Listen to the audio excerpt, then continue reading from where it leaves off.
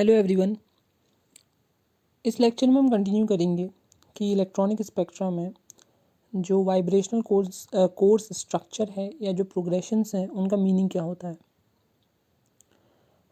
Last lecture में मैंने बता दिया था कि जो वाइब्रेशनल लेवल्स हैं लोअर ग्राउंड स्टेट के, लोअर इलेक्ट्रॉनिक स्टेट के या हायर इलेक्ट्रॉनिक स्टेट के किस तरीके से अरेंज होते हैं, और कोर्स स्ट्रक्चर की स्टडी के लिए हम किस तरीके की एनर्जी लेवल्स को किस फॉर्मूले से डिफ़ाइन करते हैं।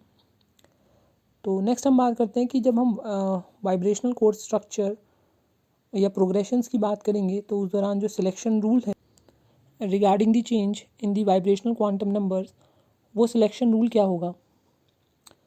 तो इलेक्ट्रॉनिक स्पेक्ट्रा के केस में कोई भी सिलेक्शन रूल नहीं होता है, जिसका मतलब है कि जब लोअर इलेक्ट्रॉनिक स्टेट से हायर इलेक्ट्रॉनिक स्टेट्स में ट्रांजिशंस होते हैं तो उस दौरान जो वाइब्रेशनल लेवल्स में चेंज आएगा कोई भी वैल्यू का चेंज आ सकता है, विच मीन्स कि जो change in vibrational quantum number है डेल्टा वी, वो कुछ भी होल वैल्यू ले सकता है। क्वांटम मैकेनिक्स की तरफ से कोई भी रेस्ट्रिक्शंस नहीं लगाई जाती हैं for the change in vibrational quantum numbers for electronic transitions या ड्यूरिंग इलेक्ट्रॉनिक ट्रांजिशंस। अब क्योंकि कोई भी सिलेक्शन रूल नहीं है और सारे के सारे ट्रांजिशंस अलाउड हैं, मतलब लोअर यानी कि वी डबल प्राइम वाले जितने भी वाइब्रेशनल लेवल्स हैं उनमें से वी सिंगल प्राइम वाले जितने भी लेवल्स हैं उसमें जितने भी पॉसिबल ट्रांजिशंस हैं वो सब अलाउड हैं। तो इस वजह से होता क्या है कि जो वाइब्रेशनल ट्रांजिशंस की वजह से जो स्पेक्ट्रम बनेगा वो काफ़ी ज़्यादा कॉम्प्लिकेटेड बन जाएगा, क्योंकि उसमें बहुत सारे ट्रांजिशंस की वजह से बहुत सारे जो लाइंस हैं वो बनेंगी। अब थोड़ी देर के लिए हम क्या करेंगे कि हम जब स्पेक्ट्रम फॉर्मेशन देखेंगे तो सिंप्लिसिटी के लिए हम ये अज्यूम करेंगे कि हम एब्जॉर्प्शन स्टडी कर रहे हैं और जो मॉलिक्यूल्स हैं एब्जॉर्ब अपनी लोअर इलेक्ट्रॉनिक स्टेट में हैं या ग्राउंड इलेक्ट्रॉनिक स्टेट में हैं, and normal temperature pressure conditions पे होता क्या है कि जब मॉलिक्यूल अपनी ग्राउंड स्टेट में होते हैं तो ग्राउंड इलेक्ट्रॉनिक स्टेट में होते हैं तो वो अपनी वाइब्रेशनल ग्राउंड स्टेट में भी होते हैं, जिसका मतलब हुआ कि वो जब ग्राउंड स्टेट या लोअर इलेक्ट्रॉनिक स्टेट में होंगे तो उनका vibrational quantum number V double prime जो है वो ज़ीरो होगा। इसके पीछे की रीजनिंग काफ़ी सिंपल है कि नॉर्मल प्रेशर टेम्परेचर कंडीशंस पे मॉलिक्यूल्स के पास इतनी एनर्जी नहीं होती है कि वो वी डबल प्राइम वन या वी डबल प्राइम टू जैसी स्टेट्स में एग्जिस्ट कर सके। अब बात आती है कि जो ये ट्रांजिशंस होंगे उनकी लेबलिंग किस तरीके से करी जाएगी। तो लेबलिंग के लिए जब भी हम कोई ट्रांजिशन बनाएंगे तो उसका जो लाइन जनरेट होगी उसको लेबल करा जाएगा by the symbol V single prime comma we double prime. तो वी सिंगल प्राइम बताएगा कि जब ट्रांजिशन हुआ तो जो अपर लेवल के कौन से वाइब्रेशनल लेवल में हुआ, और वी डबल प्राइम बताएगा कि लोअर ट्रांजिशन से पहले जो मॉलिक्यूल है वो कौन से वाइब्रेशनल लेवल पे था।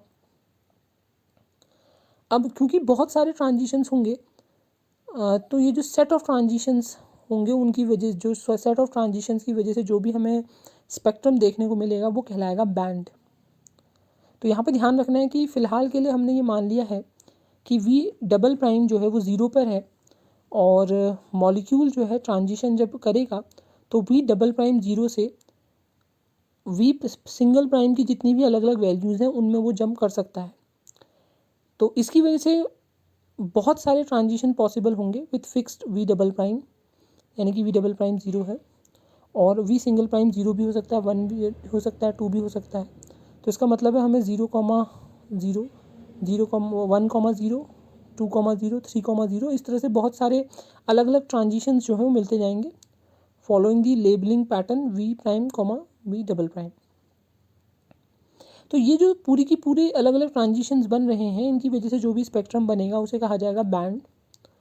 और इसके पीछे की रीजनिंग बड़ी सिंपल है कि लो रेजोल्यूशन पे जब हम ऑब्ज़र्व करते हैं तो हर एक जो बैंड है वो, या जो हर एक ट्रांजिशन है वो बेसिकली जो है वो काफ़ी ब्रॉड या डिफ्यूज़ दिखाई देता है, फैला हुआ दिखाई देगा।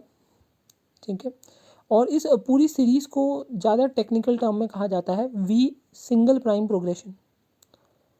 तो ये ध्यान रखना है कि वी सिंगल प्राइम प्रोग्रेशन का मतलब हुआ कि वी डबल प्राइम जो है फिक्स है। जैसे कि इस पर्टिकुलर केस में हमने मान रखा है कि वी डबल प्राइम जो है वो 0 है और वी सिंगल प्राइम 0 1 2 3 करके कुछ भी हो सकता है। और वी सिंगल प्राइम जो है क्योंकि बढ़ता रह रहा है 0 1 2 3 करके कंटिन्यूसली आगे इंक्रीज़ करता रहेगा, इसलिए उसको नाम दिया गया है वी सिंगल प्राइम प्रोग्रेशन। इसके अलावा एक बात को और ध्यान रखना है कि जैसे जैसे स्पेक्ट्रम में, इसके अलावा हम ये ध्यान देखेंगे कि होगा क्या कि जैसे जैसे स्पेक्ट्रम में हम हायर वेव नंबर साइड की तरफ को जाएंगे तो ये जो लाइंस हैं उनके बीच का सेपरेशन जो है वो कम होता चला जाएगा। सेपरेशन कम होने के पीछे का रीज़न बड़ा सिंपल है और वो है एनहार्मोनिसिटी। क्योंकि जो वाइब्रेशनल लेवल्स हैं उनके बीच की दूरी फिक्स नहीं है, इसलिए जब ट्रांजिशंस होंगे तो एनहार्मोनिसिटी के चलते हल्के हल्के करके, क्योंकि हायर वी प्राइम लेवल्स के बीच में सेपरेशन कम होता जाता है, तो जो स्पेक्ट्रम बनेगा उसमें भी सेपरेशन क्या होता चला जाएगा, कम होता चला जाएगा। अब इस ट्रांजिशन के दौरान जो चेंज आ रहा है, एनर्जी चेंज आ रहा है या वेव नंबर चेंज आ रहा है, उसका फॉर्मूला हम देखें तो वो फॉर्मूला हो जाएगा epsilon delta epsilon total equal to delta epsilon electronic plus delta epsilon vibrational. अब यहाँ पे epsilon single prime minus epsilon double prime जो है वो बेसिकली इलेक्ट्रॉनिक एनर्जीज हैं in the higher and lower electronic configurations या higher and lower electronic states. और जो बाकी ब्रैकेट में ब्लू और रेड में फॉर्मूले लिखे हैं वो दरअसल अपर वाइब्रेशनल लेवल्स और लोअर वाइब्रेशनल लेवल्स के फॉर्मूले लिखे गए हैं। तो इन फॉर्मूले में थोड़ा सा ही ध्यान देना है कि जो सिंगल प्राइम वालों के लिए जो ओमेगा ई डैश है या एक्स ई डैश है से रिप्रेजेंट करी गई हैं एनहार्मोनिसिटी कांस्टेंट और नेचुरल फ्रीक्वेंसी वाइब्रेशन को, और डबल प्राइम वालों के लिए एक्स ई डबल डैश और ओमेगा ई डबल डैश से रिप्रेजेंट करा गया है एनहार्मोनिसिटी कांस्टेंट और नेचुरल फ्रीक्वेंसी ऑफ वाइब्रेशन को। इसके पीछे की रीजनिंग भी बड़ी सिंपल है कि जब मॉलिक्यूल लोअर इलेक्ट्रॉनिक स्टेट से हायर इलेक्ट्रॉनिक स्टेट में जाता है तो बॉन्ड जो है एक तरीके से वीक हो जाता है हायर एनर्जी के चलते, जिसकी वजह से उसकी एनहार्मोनिसिटी और नेचुरल फ्रीक्वेंसी ऑफ वाइब्रेशन में फ़र्क आता है। तो इसलिए लोअर इलेक्ट्रॉनिक स्टेट और हाई इलेक्ट्रॉनिक स्टेट दोनों के लिए जो एनहार्मोनिसिटी कांस्टेंट है और जो नेचुरल फ्रीक्वेंसी ऑफ वाइब्रेशंस हैं उनकी वैल्यू सेम नहीं रहेगी, उसमें कुछ चेंज आएगा। नेक्स्ट हम देख लेते हैं कि जो स्पेक्ट्रम है वो किस तरह से बनेगा। तो यहाँ पे ऑब्वियसली जो ये ब्लैक लाइंस हैं वी डबल प्राइम वाली, तो ये जितनी भी वी डबल प्राइम वाली लाइंस हैं ये रिप्रेजेंट कर रही हैं vibrational levels of lower electronic state.